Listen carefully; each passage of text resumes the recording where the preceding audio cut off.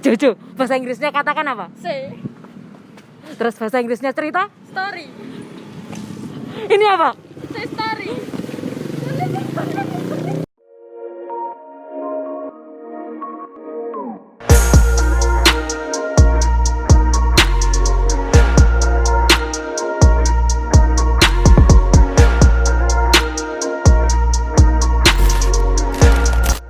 Jajaners, kali ini aku lagi ada di Gang Kabut. Ini tuh gang atau jalan Kabut tuh di belakang UNS sana.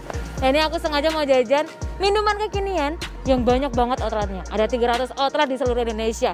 Kamu pasti juga nggak asing nih, namanya Say Story. Dari judulnya aja itu udah penuh dengan cerita ya. Nah, buat kamu yang penasaran gimana sih ceritanya Say Story ini bisa dapet 300 outlet. Yuk masuk. Dan ini kebetulan ternyata ada ownernya tuh. Jadi kita nggak perlu kontek-kontekan lewat WhatsApp ya. Kita langsung aja yuk masuk ke Say Story. Nah, ini dia nih ownernya Say Story. Selamat siang Mas. Selamat siang. Aduh, ini Mas Arli. Ya. Ini acara lagi main di UNS. Betul, ya. Meskipun kita bukan anak UNS ya. Nah, ini kebetulan banget nih Mas Arli ada di outlet. Oh, ya. Boleh nggak? Ada waktu nggak nih buat ngobrol? Boleh, ini jarang-jarang ada tamu. Waduh, jarang-jarang ada tamu spesial dong. Ya udah. Boleh kita duduk Mas, kita langsung ngobrol? Iya.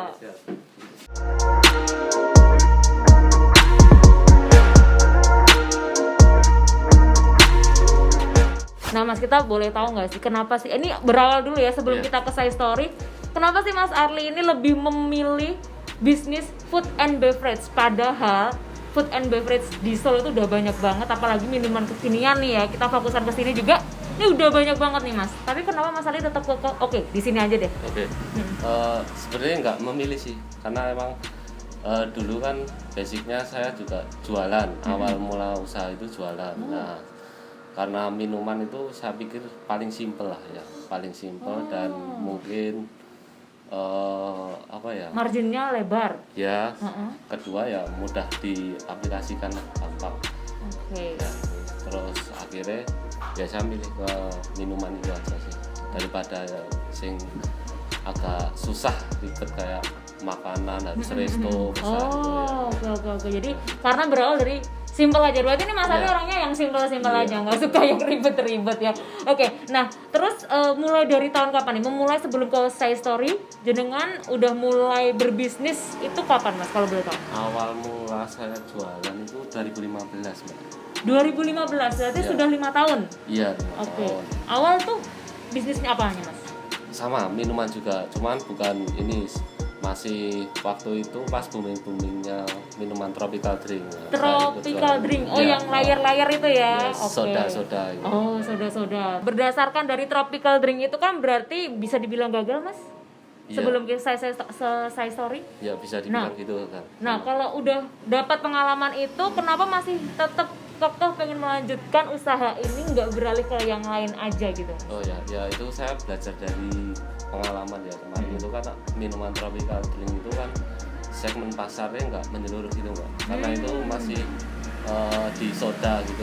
Jadi nggak semua orang minum soda gitu. Nah, dari situlah saya pikir bikin minuman yang semua orang bisa minum dan tidak mengikuti tren pasar yang sudah ada sebelumnya. Jadi aku bikin Say Story ini signature drink. Oh, jadi ini istilahnya adalah hasil karyanya jenengan sendiri? Ya bisa dibilang. Atau ada yang menginspirasi sebelumnya Mas? Inspirasi sih belum ada, cuman saya ada basicnya kalau susu itu dikombinasikan dengan rasa-rasa minuman pasti juga Masuk ya? ya. Cuman dibikin dengan sesuatu yang belum ada sebelumnya. Oh gitu, jadi ini berawal kayak istilahnya coba-coba dulu ya Mas? Betul, dulu coba-coba dulu juga nggak langsung jadi kayak gini, masih walaupun sudah jalan Say Story masih tahap gagal gitu, jadi sambil jalan istilahnya penyempurnaan. Oke. Kalau Say Story ini sebelumnya arti dari Say Story itu apa dulu sih Mas? Aku penasaran juga sini. Say Story, ya intinya aku kayak pengen bikin sebuah cerita gitu, karena saya dulu tuh juga usaha itu gagal gitu.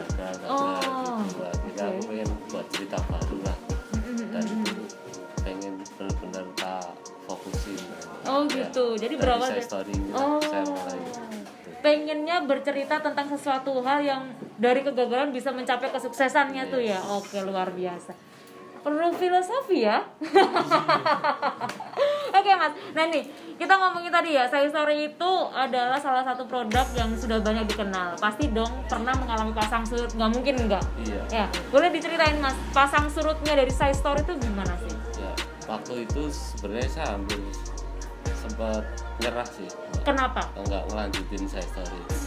Karena selama 6 bulan jualan itu masih stuck gitu Mbak. Stuck itu maksudnya Nggak ya ada perkembangan, Oh, nggak ada penjualannya kurang bagus. Oke. Ya, akhirnya saya coba introspeksi lah. Ternyata emang produk saya itu kurang dikenal. Artinya saya belum benar-benar fokus untuk Membranding? Ya, belum fokus ngembangin. Akhirnya dari situlah aku coba iklan-iklanin lewat mungkin foodgram itu. Nah, dari situlah mulai sedikit-sedikit orang tahu. Akhirnya dari orang tahu penasaran nyoba, akhirnya ketemulah di situ customer.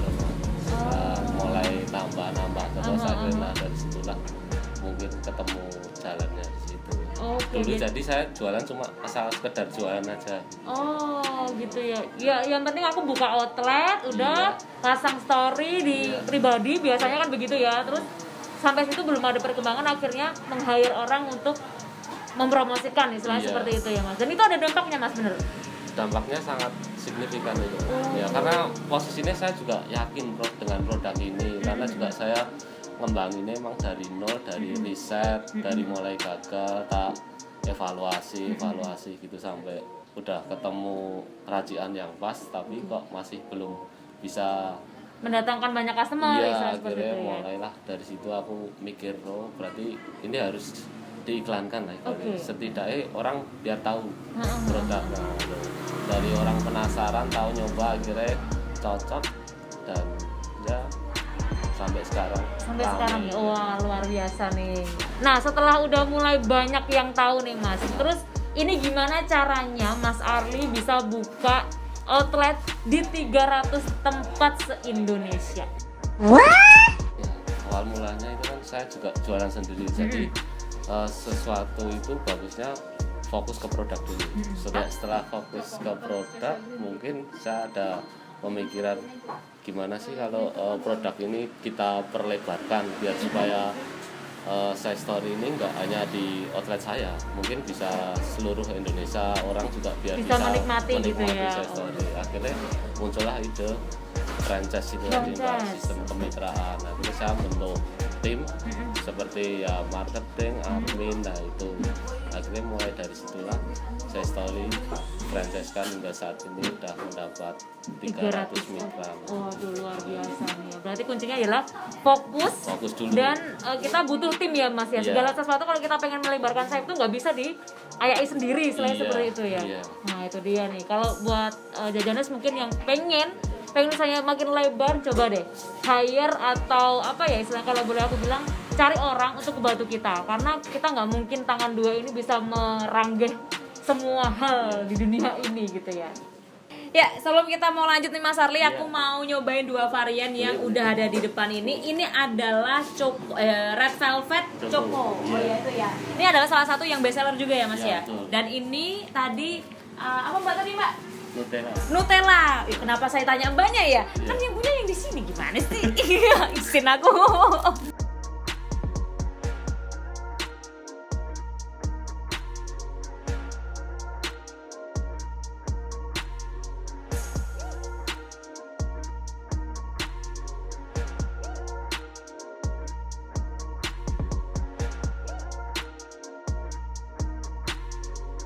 Nah ini kalau boleh aku komen review sedikit ya Mas. Ini tadi adalah Red Velvet Choco. Nah ini rasa yang sebenarnya dari Saya Story itu semuanya tuh pas ya, nggak ada yang kemanisan, semuanya tuh kayak ringan aja. Ini rasanya ringan karena dia pakainya susu yang plain ya Mas ya. Oke. Terus tinggal ditambahin coklat karakteristiknya di sini dan juga Red Velvet. Jadi ini ringan banget ya Jo ya. Udah nyicipin tuh tadi kamu? Nah itu dia. Nah kita lanjutlah ngomongin Saya Story lagi ini. Setiap produk pasti punya tantangan. tantangan terbesar yang pernah dialami dari Saya Story sendiri atau Mas Arli sendiri ini apa nih Mas? Dalam membangun Saya Story sampai sekarang? Ya tantangannya itu sih Mbak, kita branding aja sih itu. Kita tadi menguatkan branding biar orang tahu lebih yakin signature ini awal mulanya dari Saya Story, dari minuman kayak gini. Karena ujung-ujungnya juga pasti banyak orang yang tertarik dengan minuman seperti ini, akhirnya muncul brand-brand baru gitu ya. Sebenarnya wajar sih, nggak masalah, yang penting kita tetap fokus sama produk kita sendiri. Oke. Ya. Nah nih Mas Arli yang sudah berkecimpung di dunia food and beverage kurang lebih 5 tahun ya Mas ya. Ya, Nah ini kalau misalkan nih ada nih jajaners yang kepengen banget, aku tuh pengen banget ngebangun brand, aku pengen banget jualan food and beverage, tapi kayaknya nggak cocok deh, aku takut produkku tidak diterima, aku takut nanti gagal, aku takut nanti rugi dan sebagainya. Ada sesuatu yang bisa disampaikan nggak Mas untuk para mereka yang kurang jati diri istilahnya seperti itu? Ya jadi gini ya, tipsnya kalau awal mula kepengen bangun sebuah usaha itu khususnya food and beverage ini ya, intinya jangan sebuah wacana saja lah intinya, jangan terlalu memikirkan nanti berhasil atau survive atau enggaknya. Yang penting pertama itu kalau kita punya ide tentang memunculkan produk dan itu kamu anggap menarik, jalankan aja dulu. Emang semua itu harus berawal dari kecil dulu. Kalaupun ada kegagalan atau kesalahan itu nggak masalah, itu malah justru menjadi apa ya, pelajaran lah. Itu penting banget. Nanti kita itu juga seperti saya sendiri itu dari awal juga banyak evaluasi nggak sekarang lah. Jadi kayak orang berbisnis itu harus setiap hari belajar ya Mas ya? Iya betul. Nggak boleh cukup puas dengan satu pencapaian gitu ya? Okay. Sama jangan terlalu memikirkan nanti ini produk diterima enggak, berhasil enggak, yang penting fokus jalankan dulu aja itu. Kalau nggak coba kita nggak tahu. Ya pasti. Nah ya. itu dia.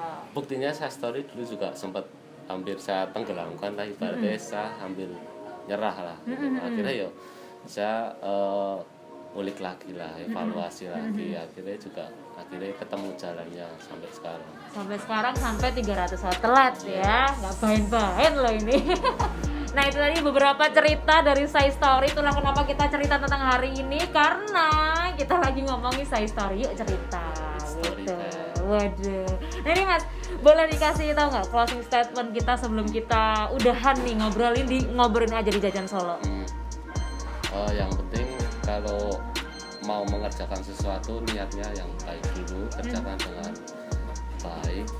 Yang penting kita fokus lah, disiplin sama konsisten gitu aja sih. Konsisten. Jadi orang berbisnis itu tadi ya, niatnya baik dulu. Oke. Terus seriusin, fokus dan konsisten. Yes. Gitu. Tanpa itu paling di tengah jalan bubuk. Bubuk katanya ya.